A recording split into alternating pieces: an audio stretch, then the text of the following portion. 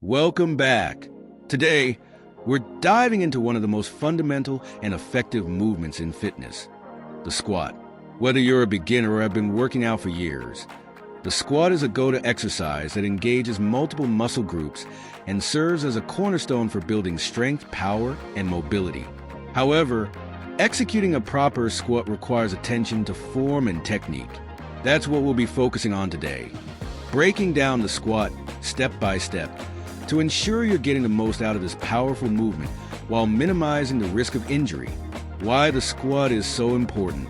The squat is often referred to as a compound movement, meaning it works several muscle groups at once.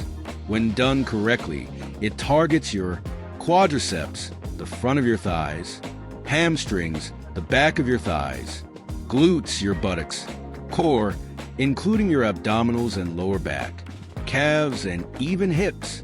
In addition to building strength, squats also enhance functional fitness, making everyday movements like sitting, standing, and lifting easier. Whether you're an athlete, a weekend warrior, or just looking to stay fit, squats should be a regular part of your routine. Breaking down the squat step-by-step guide. Let's break down the squat into its fundamental components to ensure proper form and avoid common mistakes. 1. Foot placement. The foundation of your squat starts with your feet shoulder width apart. Stand with your feet about shoulder width apart or slightly wider depending on your flexibility. Your toes should be pointing slightly outward, around a 15 to 30 degree angle. This allows your knees to track in line with your toes, helping to protect your knees as you descend. Weight distribution. Make sure your weight is evenly distributed across your feet, especially in the heels and midfoot. Avoid leaning too far forward onto your toes, as this can cause strain in your knees. 2. Body position. Before you begin lowering into the squat, focus on your overall body position. Chest up, shoulders back. Maintain an upright posture with your chest lifted and shoulders pulled back. This helps prevent rounding of the back and ensures your spine stays neutral throughout the movement. Engage your core. A strong, braced core is essential for stability during squats. Engage your core muscles as if you're preparing for a punch to your stomach. This will support your lower back and prevent excessive arching. 3. Lowering into the squat. Now, let's go through the lowering phase of a squat. Sit back as if into a chair. Imagine you're about to sit back into a chair. Begin by pushing your hips backward, not straight down. This ensures your knees don't push too far forward, which can strain your joints. Bend your knees. As you lower, bend your knees and allow them to track in line with your toes. Keep them from caving inward, a common mistake known as knee valgus, which can lead to injury. Depth. Ideally, you want to lower until your thighs are at least parallel to the floor. However, go as low as your mobility and flexibility allow. For some people, a deeper squat might be achievable, while others may need to stop just above parallel. Maintain your alignment. Throughout the movement, make sure your chest stays up and your spine remains neutral. No rounding or arching of the lower back. Also, ensure that your knees don't extend past your toes. 4. Standing back up. The second half of the squat is equally important.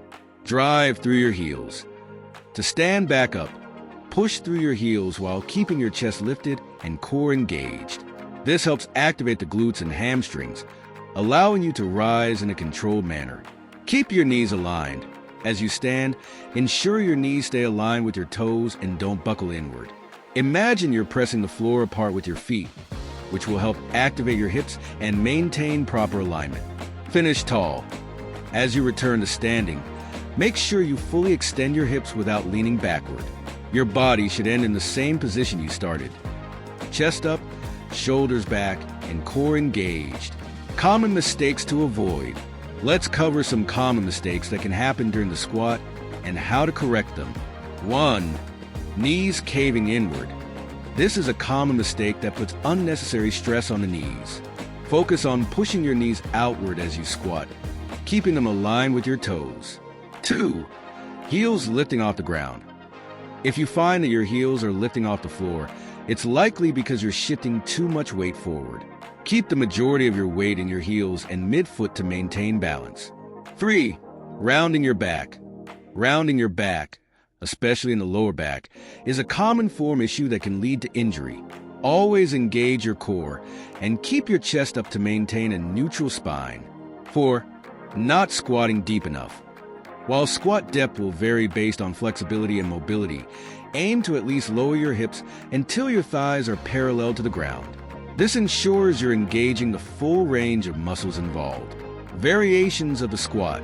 Once you've mastered the basic squat, you can add variety and challenge to your routine by incorporating different squat variations. Here are a few to consider. 1. Bodyweight squat. This is the standard squat we've discussed today. It's great for beginners and for warming up. 2. Goblet squat. Hold a dumbbell or kettlebell close to your chest while performing the squat. This adds resistance and engages the core even more. 3. Jump squat. Add an explosive jump at the top of your squat to increase intensity and work on power. 4. Bulgarian split squat. This is a single leg variation where you rest one foot behind you on a bench or chair. It focuses more on balance and can help identify any strength imbalances between legs. Benefits of squats. Incorporating squats into your routine offers a wide range of benefits, including 1. Strength building. Squats are one of the best exercises for building strength in your legs, glutes, and core. As you progress, you can add weight to increase resistance and further build strength. 2. Improve mobility and flexibility. Squats require a full range of motion in your hips, knees, and ankles. Regularly performing squats can improve your flexibility and joint mobility over time.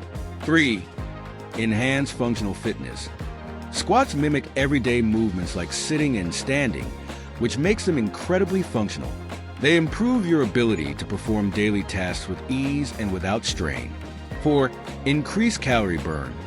Since squats engage multiple large muscle groups at once, they burn more calories compared to isolation exercises.